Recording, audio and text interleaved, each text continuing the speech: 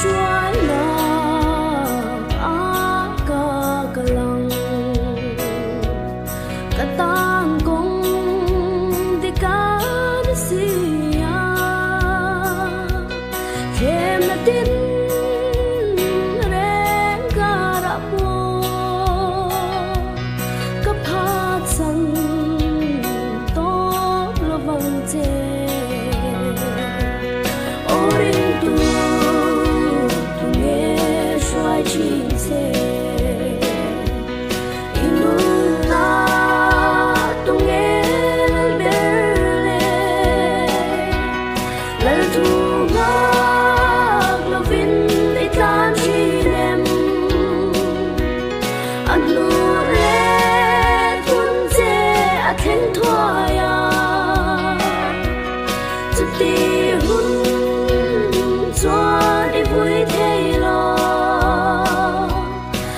ba hruai thei turin in pero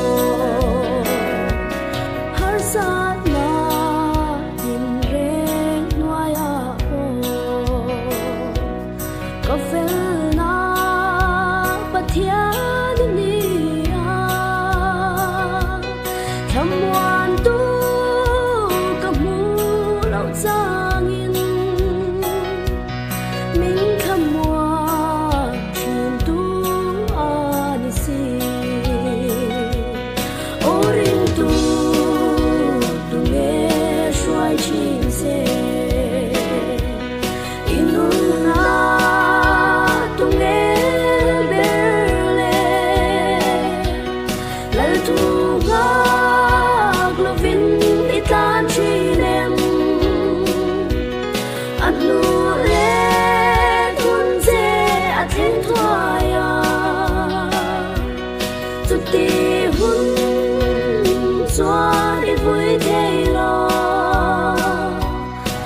ba hruai